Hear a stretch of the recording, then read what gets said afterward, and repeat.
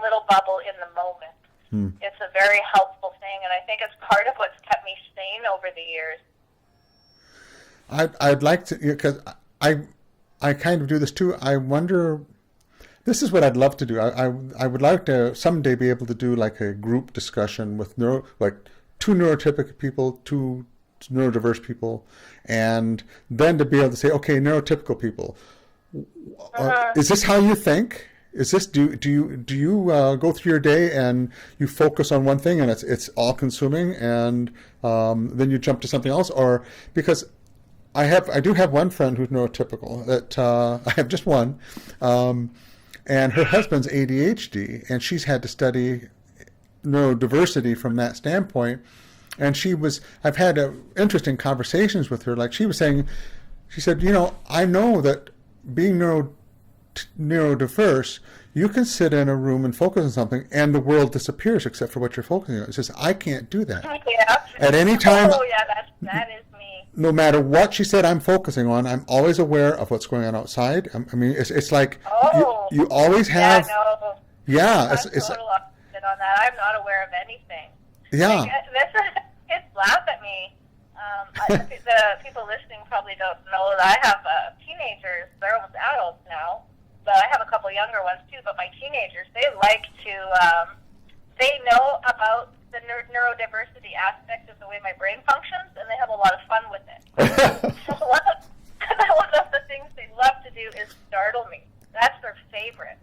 They don't even care about the fact I have a heart condition. It's still worth it to them. So they'll come in and if I'm sitting in my chair and I have my laptop there and they see all these pieces of paper laying all around me with lists and numbers and highlights, and they know, okay, Mom's in her ASCII zone right now, they will come into my room and I won't even notice them enter my room. I won't notice them approach my chair. I won't notice they're even there. And then all of a sudden they'll just do something quick with some kind of movement or a cough, or they'll touch me, and all of a sudden I'm out of my zone and I'm into the reality, and I will just scream, and it's not just a quick scream, it's like a prolonged, someone's trying to murder my mother, like for seconds and seconds and seconds long scream at the top of my lungs. Oh my and gosh. I'll just laugh and run out of my room. That's the whole point. They came in just to do that, and off they go. I mean, it is funny that they I can just see you guys doing that. Oh yeah, that's the thing. I totally am one of the autistics that when you get really into the zone, you forget to eat, you forget to go to the bathroom, you forget to do, like, literally. Yeah. I mean, you're just, and I can do that, or I can get really, really sucked into something where I'm doing it 18 to 20 hours a day for 3 days in a row, and I'll lose 5 to 7 pounds just because I just am so absorbed into what I'm doing. And it's always something to do with research or, these kind of things where you're really digging deep into something and calculating out different, for me it's like medicine, lots to do with that. But yeah, that's for me. I'm not a very good multitasker. I kind of just get sucked into whatever. If I'm passionate about it. Yeah. If I'm not passionate about it, I'm totally ADHD. I'm a little bit of this, a little bit of that, over here, over there, and I'm not accomplishing anything in any of those areas. I'm just bouncing all over the place and going to my different apps and my phone and here and there, and I'm going to vacuum. No, I'm not. I'm going to eat some chocolate. No, I'm not. I'm going to just everywhere. But once I get into one of my passions, I'm just stuck like glue. Yeah. I was thinking of the contrast of, since I'm single, I don't have the disruptions and the responsibilities that like you do, which probably is to an advantage in some ways, because or I'd die because I would never eat. Well, I would just fall asleep in that bubble. I would die of starvation. I wouldn't even see it coming. They find you at the computer as a skeleton. Yes. They're going to find me one day probably in my rocking chair with all these papers and lists all over me. With cobwebs. At least everyone will know I died in peace. Like, yeah, Mom died doing what she loved. Yeah. Wow, no kidding, no kidding. Oh yeah, I'm You, go ahead, go you ahead. go ahead. No, no, I would just You, now I lost the thought, so you got to go ahead. okay. Well, I was thinking on the parenting thing. I was garage sailing this summer, and the summer we actually had a talk around this time. You and I, Tom. I was saying to you, you need to get out there and go make yourself do stuff. Enough of this crap. Get out of your house and do things right now. And you're like, okay, 10-4, I gotcha. And I was taking my own advice, and I started going to garage sales, and which means people are going to say hi to you when you get on their property. And I'm like, I would always, when I would go, even though it was kind of hot, I would wear my hoodie so that way I could cover as much of my face as I can, like so they wouldn't try to make eye contact with me and talk too much. But I still made myself do it, and that's the one thing garage sales. Oh, you're going into their space, and you don't know if they're going to be smoking in there, or if they're going to follow you around trying to talk to you about your life, or scary. But I was making myself do it because I had allowed myself to slip into such a comfort zone where I wasn't really leaving my house anymore. And so I just decided, no, I'm going to make myself get involved in some things, do some things, leave the house every day, even if it's just for an hour. And anyways, one thing I noticed, which was so hilarious, is the difference between families that have children that are neurotypical compared to me when I was looking at the things they had for sale. I was thinking, man, if someone was to come into my garage, and they would never know I even had children. Because in my garage, I don't have all this hockey gear and all this stuff that kids have when they're involved in all these things. Because of my neurodiversity, I can't handle going to those kind of events and activities, and most of my children are more on that introverted, neurodiverse side, mostly because of me and me raising them. So they're all very introverted. They're not involved in all these sports and all these things. So we don't have, a garage full of hockey gear and all this different stuff. And I noticed as I was going to all these garage sales, the families that had all these children, they were selling all of the kids, old gear and things that they'd be involved in the community and involved in just activities, right? Mm-hmm. We don't have anything in our garage that would say that I even have children. And that made me so sad for a moment and ashamed even, thinking about wow, my children, they have really not had the opportunities in life that children, born into a family where the parents are neurotypical, that they have. And that's because if I'm living in my own bubble and I'm raising them, they're kind of in my bubble too. And it kind of made me sad for a minute, just thinking and just realizing, wow, if I was to have a garage sale, people would barely even know I had children compared to all these other garage sales I was going to. It was quite an eye-opener for a moment, and it made me sad, but it was just for a little moment that it made me feel ashamed. But then I realized, well, what's there to be ashamed of? It's not like I chose to be this way. It's not like I decided one day, I'm just going to really shelter my children and not let them have a life. I never decided, I was going to be this way. But it was a very interesting observation of what kind of things were being sold in these garage sales with a typical family. I just noticed they're so different from the things we would have for sale in our household. So different. Well, two things. One, I think you don't give yourself enough credit of how good of a mother you've been, because I met your kids. They are, I think, exceptional as far as maturity and kindness and politeness, and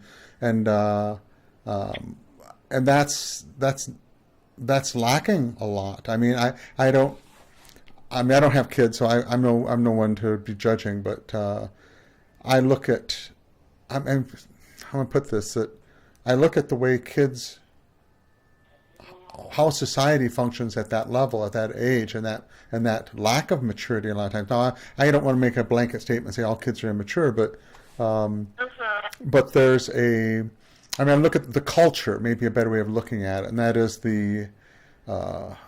everybody's on their text, everybody's texting each other, everybody's separated from each other, everybody's into the latest talk show or the latest movie or the latest whatever, and we go sort of back to the very beginning of what we were talking about. You're going like, why are people doing this? This is a waste of time. And I hate to say it, but I think the society has become so commercialized, and people have sucked right into it that your children are at an advantage of being isolated from that to a certain degree. So I think you should look at it that way too and go, yes, they're not going to be sucked into the I don't know, the common sense of whatever society. Right. Yeah, I kind of did try to correct myself on that. Like when I looked at each one of my children and where they're at in life and what kind of people they are, and just the giftedness and the passions they have, how they're not just kind of like sheep following what everyone else is doing. Right. Then I kind of corrected myself on that. I was like, hey, they're pretty remarkable people nonetheless, you know? Yep. But it was a very interesting observation. Like almost every grad show that I went to that had children roughly of the same age, they had all the same kind of stuff for sale.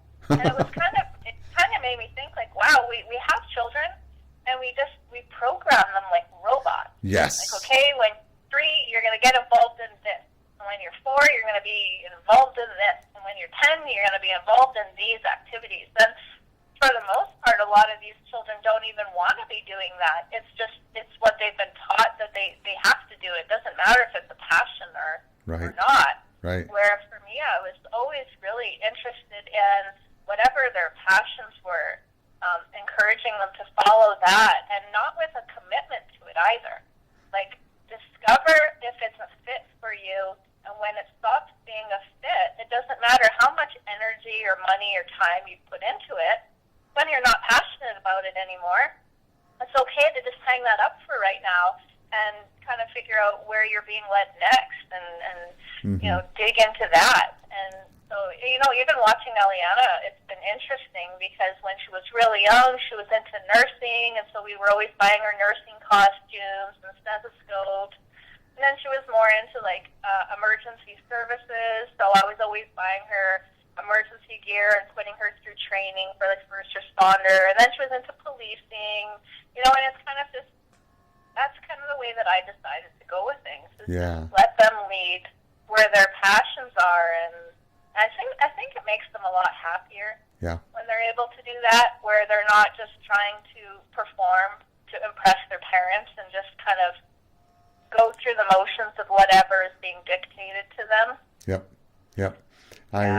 I wish, I think that's fantastic, because that's basically the only way you're going to know yourself is to be able to follow your passions, because you don't know, you're developing as you're following them, and it's a process. You can't just, and I remember this, but this is how what I'm talking about when I think I was sort of in a shutdown mode. I want to say most of my life, especially as a kid, because I remember, I think it was in junior high that it might have been earlier than that. It might have been a freshman in high school, where my parents were like, okay, you got to start thinking about what it is you're going to do now with your life. And they might as well have said something in another Martian language and about something on a different planet, because I'm like, it was like something I had never even considered. I won't say I never considered it, but I never really started making any decisions or any, and I don't know even today that I can tell you. I'm probably more, strangely enough, since finding the autism, I think that was something that was a missing component for me, where I think I have more of a sense of self now than I ever have. It's weird. Yeah. Oh, me too. Definitely. And I think the biggest thing that helps is meeting other autistics. Oh, yeah. Like, it was nice for me once I found out about who I was. Yeah. It was an eye-opener, and it helped with all that, acceptance of self and, just really building that awareness of my own identity. That was very helpful, but it wasn't until I started getting to know other autistics that I really started feeling there was a place in the world for me. Yeah. Good. Well put. That's how That's how I still feel. And I think that's kind of, there are so many topics. One that I'd really like to talk about was a problem I think I'm having. We talked about that like yesterday, and that is I'm starting to become, what's the term where once you've learned that you have a condition, is it that you're kind of neurotic?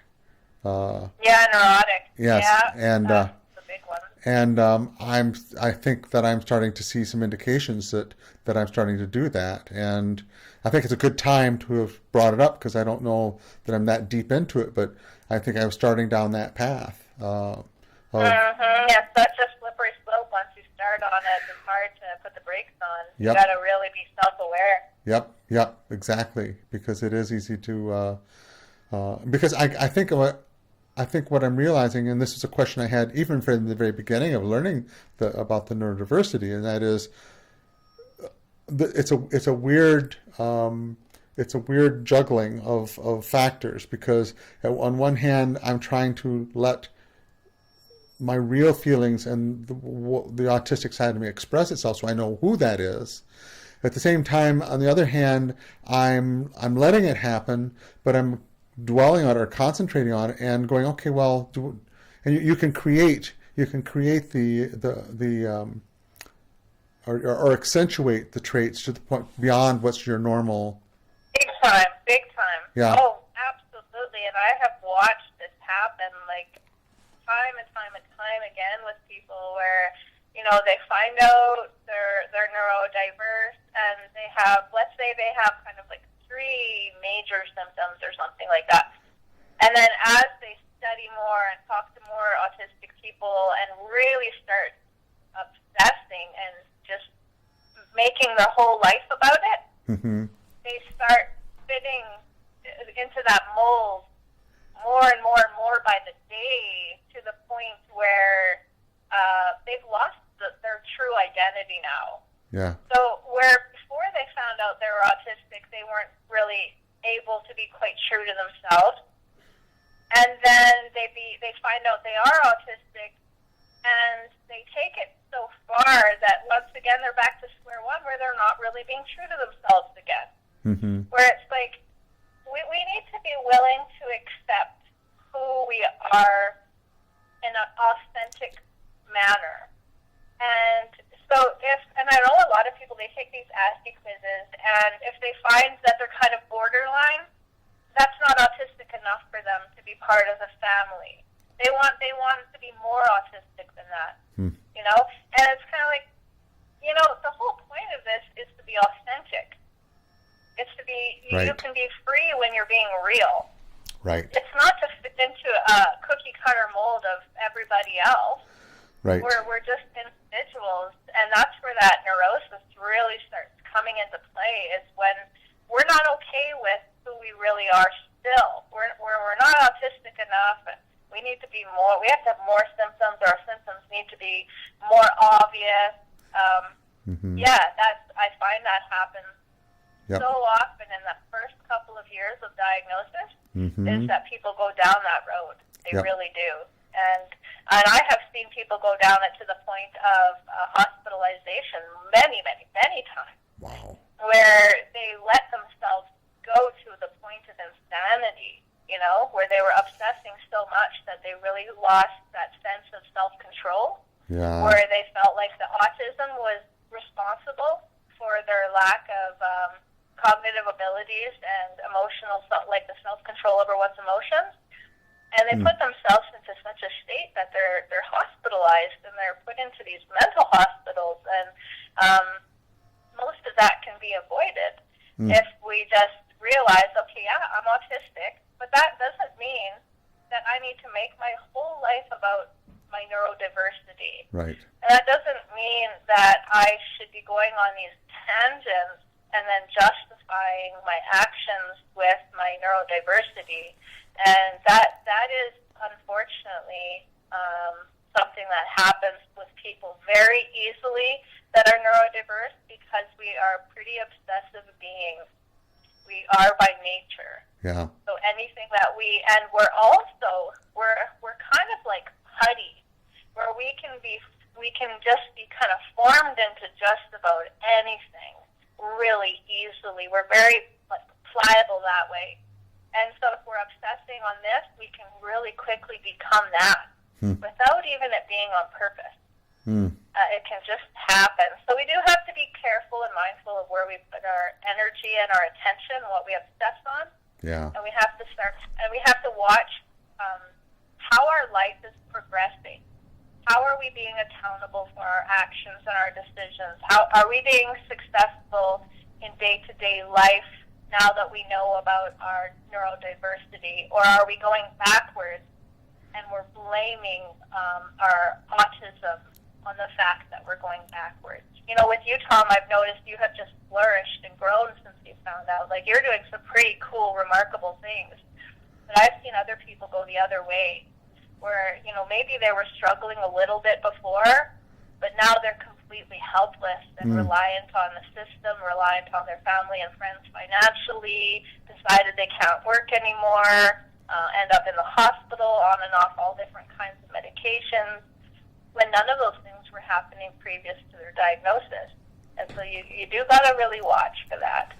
Well, what I just, now that I'm in the thick of it, so to speak, there's, I think what becomes really difficult is that we're trying to heal from our past, which wasn't healthy either, and it's that slingshot, you know, it's the going to the other extreme, and I think there's a time period where maybe you need to do that to find out what the limitations of. I mean, what are the extremes? That's how I always find the middle. You know, you always hold to the middle, but you got to know the extremes to know where the middle is. And but it's hard because you venture off into the one extreme of saying, well, I'm trying to think of an example of just not. Oh, I think the being embarrassed by learning the response as we grew up to, since we were different, we looked at things different, I started seeing those things as being wrong. I'm not sure I'm on the right track of what I was just trying to explain, but it was just that you go back and you try to, you find that things were misinterpreted by other people and by yourself. Once you start adding the autistic component, then you have to re-examine that and go, okay, no, wait. This is different, and I know I'm off. I went to a different subject. It didn't stick to what we were talking about. Was the neurosis, but there's. When you go, I guess where I want to tie it back in is when you go back into that past, you try to understand it in the new light of the autistic side of it. That's when you kind of start on that slippery slope. You got to be really, really careful because it's so easy then to start. It's hard to let it just to really be neutral and examine that. Well, you know what it is, Tom, and this is what's really interesting. We start brainwashing our own selves, yes, and we don't realize we're doing it. Yes, and that's like I said, because we're so easily influenced by any outside information coming in. That if we're obsessing on autism, what's going to happen to us? Yep. Especially if we're autistic, what's going to happen to us? We are so easily influenced. We really are. And part of the reason for that is because we have to be doing this parroting kind of thing our whole lives to fit in, that we kind of we are like the chameleon that blends. So if we're obsessing on everything to do with autistic symptoms or stimming or this or that, what happens to us is we do the chameleon thing. We start conforming to that without even trying. We're not even doing it on purpose necessarily. We just become what we expose ourselves to by nature over time. And that's why I tell anyone who's recently diagnosed, do not obsess on autism now that you know you're autistic. Yeah. Because your symptoms will really start getting out of control, and your life will not get better. It will go downhill very rapidly when you start doing that. As you were talking about this, there's a cycle, or there's a thought process that being neurodivergent neurodiverse, it's almost, I mean, as I study, as I think of this more and I process this more and I look at myself more and I listen to other people, there is there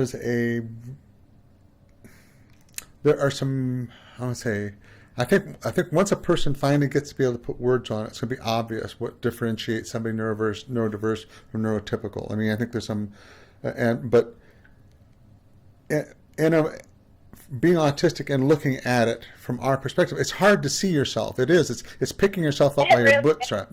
Yeah, it really is. And but you were, as you were talking there, there was this cycle. It was like, okay, we focus on something and we have to so focus on it in order to internalize it, but then we become it. And this is why I think we are so good at things, because we don't just. And this is where I want this neurotypical person in the room to be able to respond to this or to give their feedback, because it's just it's I don't know, it's fascinating as you talk about it, and I I'm sorry, I'm now almost like overwhelmed. I can't think of anything right now. I've got so much going on in my head. Yeah. This is where I blank out. I don't think it's so much that I don't have anything to say. It's I don't have too much. I know what you mean. And it's the same thing with the whole social thing. This is what I'm talking about. This is the glimpses of ourselves. It's like it's not that we're antisocial. It is that we're overwhelmed. There's so much socially going on in our heads That's what it is. We shut down. Is exactly what it is. Yeah. And this is what I was trying to get at. When I'm around new people, and they think that I'm a snob because I'm not talking, it's actually because I'm in complete information overload with all of the aspects of absorbing their existence now. Yes. You know, I'm absorbing, I'm downloading this human being. And if I'm in a group setting, as you can imagine, I'm absorbing all of these human beings at once, and I'm trying to pick up on their social cues and norms so I can figure out, hey, if that person there tries talking to me, I need to be able to understand, are they joking, are they serious, are they a playful person, are they grumpy, how do I interact with them so I don't look like a fool? And you're trying to download so much, not to mention if you're in a new physical environment, there's all these different smells and lights and senses and things reflecting off of everything, and it's extremely overwhelming. And the more you have sensory regulation issues, like mine can be, some days I'm actually pretty good, and then other days, like I think I've done a couple of vlogs where I was going to Walmart to go in, that I had to buy something. I think that one day I did one on the flowers. I wanted to buy myself flowers so bad, I couldn't make it happen. I couldn't bring myself. I drove all the way there and parked in the parking lot just to sit there and try to negotiate with myself so I could handle being in the environment of just going into the store and buying flowers, and sat there for however long and just decided to leave.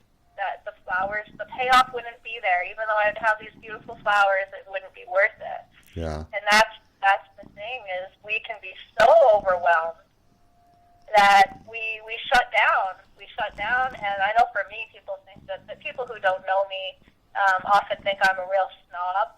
But you know, Tom, you tell the world I'm so not a snob, right? No, you're not a snob. You're not a snob.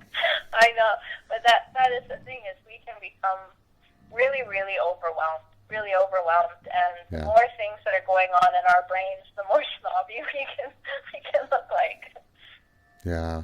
I just, as you talk about these things, I get flooded by these memories of all these circumstances I was in, that I felt the same thing. I was going to make a comment too, is that I was noticing that women tend, and this is a very gross generalization, I know, but women are very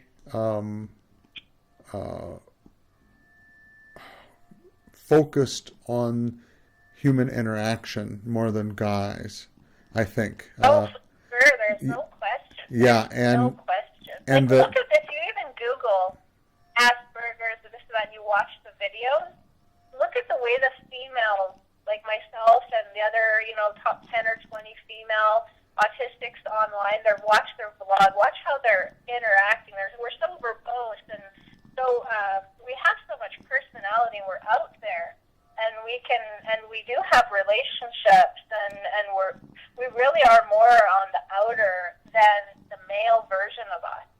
Mm-hmm. The males seem to be really introverting a lot of that more, and even if you watch their vlogs, they're usually, not all of them, but the ones that, and there's less of them that are blogging too, but they're more on the inner, they're more closed off and reserved. You know, they're not as social beings, I find. Right. Well, just when I try to analyze this and what I think and feel, I think we guys tend to be very structural, or very process. I mean, I think that's why. Yeah. And so, yeah, so sure. that when you're looking, so we're both sitting in a room. You're looking at the interaction of people. I may be literally looking at the lighting, or I mean, lighting in the sense of how this room is constructed, or I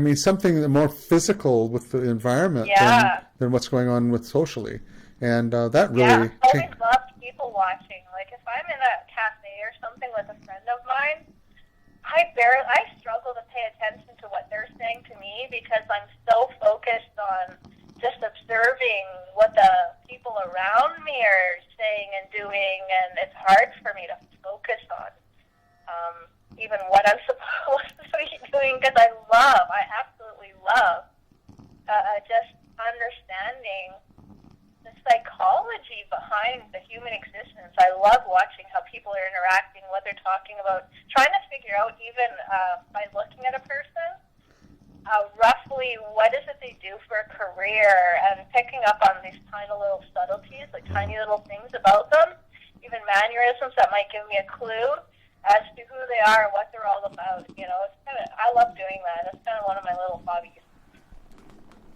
Yeah. I like picking up on clues. I would have been an amazing investigator because I totally love doing that kind of thing. Yeah. I think I'm just wondering if well, I mean, we're just to let you know, we just passed about an hour and 6 minutes. Okay. So not that there's anything wrong with that. I mean, but you and I think what's the longest we ever talked? Like 6 hours? Remember that one time? Oh, I don't even know. Well, when you were staying with me down here, we talked for a week. Yes, I know. We just. And I was never tired of it. Which was interesting. I mean, we went from doing one thing to the next thing. We were everywhere doing everything, and I don't think we had too many moments where I said, "Okay, I'm going to have to go lay down for a bit and have a break." Like that was pretty rare. I remember lots of times warning you, saying, "Okay, when we're done this, I'm going to have to go lay down," and then we would just be like, "Well, let's do this thing first," and then the lay down would just like never happen. Yeah. That was good. That was a great visit. It was. But I just know that I mean I can listen to this video, and there's a bunch of topics we could spend another hour on, and yeah, no kidding. We should almost be doing these on like a weekly basis, really. Yeah, well, I'm willing. There would be no end. There would be no end. Seriously. Yep. Well, of course, you're always welcome, and I mean I enjoy talking with you anytime, and I think we talk about things that are very, very important, and hopefully eventually, like I say, I'd like to be able to get some sort of a conference type calling and something in here where we can get discussions with other people, you know. I was thinking too, I would really, see, that's just the thing, Tom, is I do not enjoy, nor do I understand the technology side. So what you're doing on your end, how you're recording this and how you're going to upload it and that, you've seen my videos. I grab my phone and I record until I have nothing left to say, and I just load it onto YouTube as a subject. Like, I do nothing with it, but I would love to be able to actually know how to do what you're doing, because there are so many people I want to interview. I just don't have the skill or ability or the interest in learning how to do the technical side of it so I can do those things. That's why it'd be so awesome if you were here. You could handle all of that, and I could just say, hey, I want to interview this person, set it up for me, please, you know, because it's overwhelming to me, the technology side of doing these interviews. It's a learning curve, definitely, but it's Yeah, um, yeah, it is. but that's And that's it's, as you know, it's my biggest fear, and it doesn't work well with my personality. Technology and I, we're not friends. yeah. I mean, that's the opposite for me. I'm like, ooh, cool. I mean, I've got this. I'd probably, if I showed you a picture of this mixing board I bought, you'd probably have nightmares. You know, Oh, like, well, with Raphael, he has all that kind of gear and all these different programs that he uses for his design. And when I walk in his room and I see all of his screens, like he has 3 large screens hooked up to his computer and all kinds of stuff and all these different things open. uh-huh. Oh, wow. How does anybody know what any of that stuff means? Uh-huh. It's so Yeah. much information.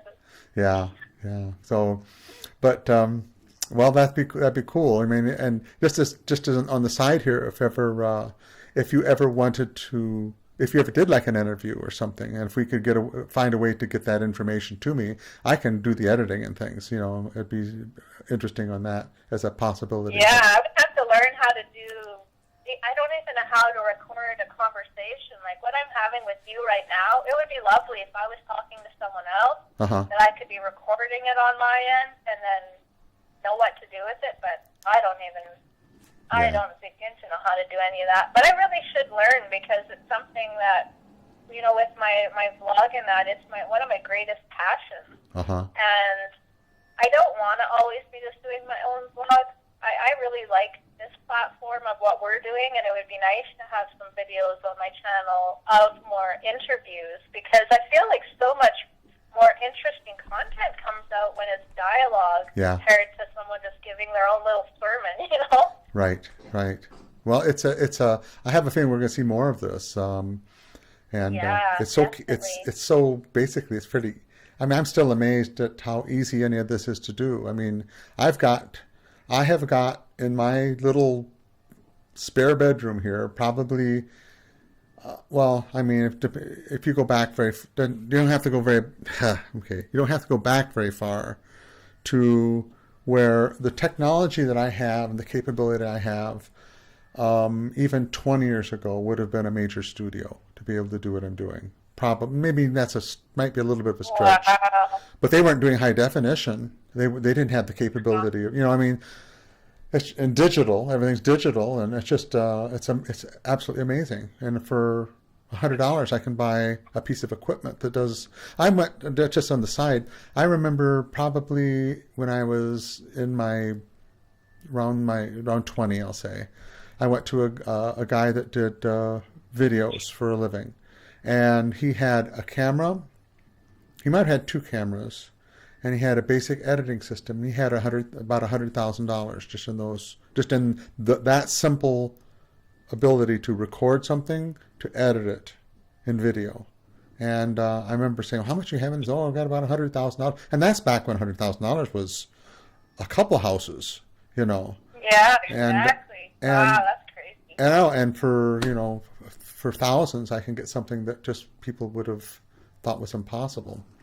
Well, I'm super proud of you. Like, when I think back to when we first started talking, where you were at in life, and the state you're in, and the confusion, and just everything that was going on in your world, to Uh, where you are now, and it's only been we're just going on a year. Like, that's a transformation, and you're just getting started. well, It's incredible how much change in a positive direction you've had in your life this last year. thank you, Like thank you. Yeah, I was doing these videos, and I mean, you're hitting the nail on the head for sure.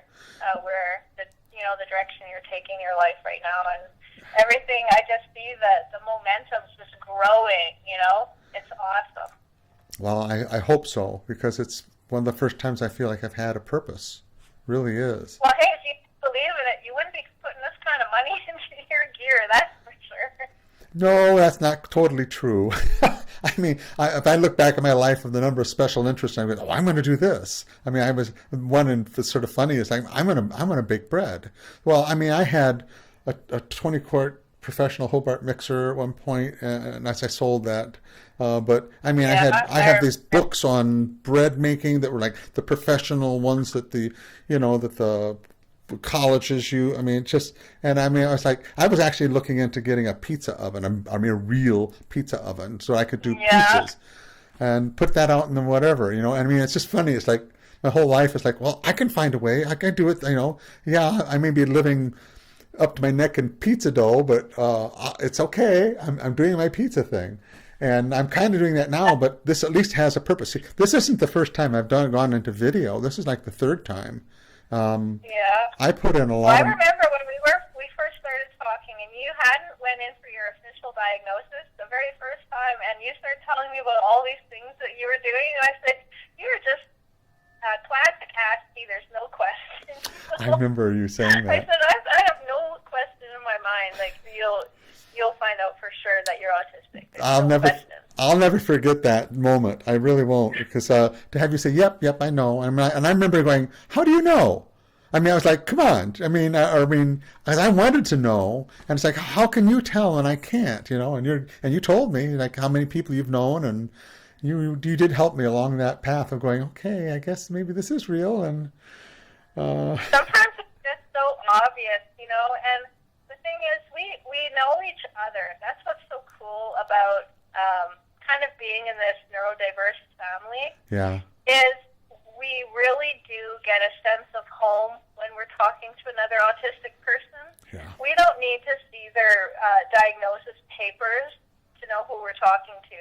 And I knew with you instantly, like literally the second I heard your voice, it was just, there was that it just resonated with me, and that my autistic vibe lights were just going off everywhere. It was like, wow, this is lovely. That's funny. Right away. And then when you got your diagnosis, it was just like zero surprise to me. And they did it so fast for you. That you really lucked out there, because for most people it's such a long process.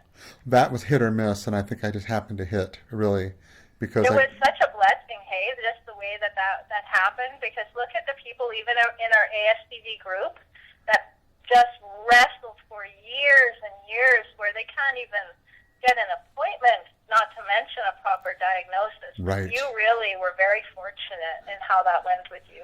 Well, I think the reality, and that also illustrates sort of the reality of diagnosis, is it's, I mean, unless you are extremely obviously autistic, I mean, by the severe classic traits, Yeah. that the more mild I'll say that you get, the more of a crapshoot it is that you're going to be diagnosed. I mean, it's not this science. It's I don't know what percentage opinion is, but it's an opinion, and it's an educated guess. But it's and there's so many people that we know on ASD Village that you just know are on the spectrum, and they're struggling. And matter of fact, they've given up. The number of people that just say, "No, I'm not even going to pursue it anymore." Yeah.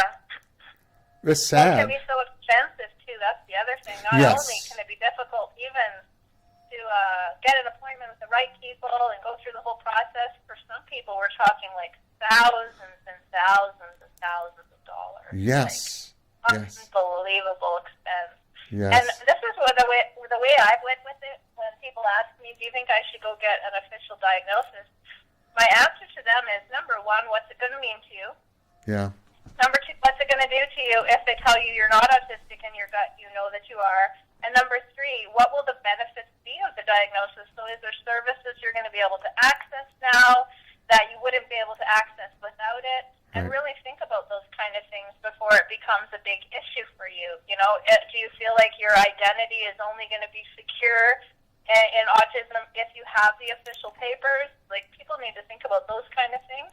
Because I think what happens is a lot of individuals, when they start suspecting they may be autistic, they decide in themselves that the only way that they're going to be able to kind of accept and move on with it is if they have the official diagnosis. Yeah. And I don't think that that's a healthy thing, because there's so much misdiagnosis involved in the process.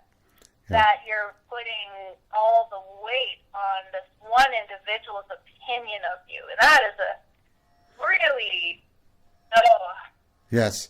that, Well, to me, there's so much on the line for that.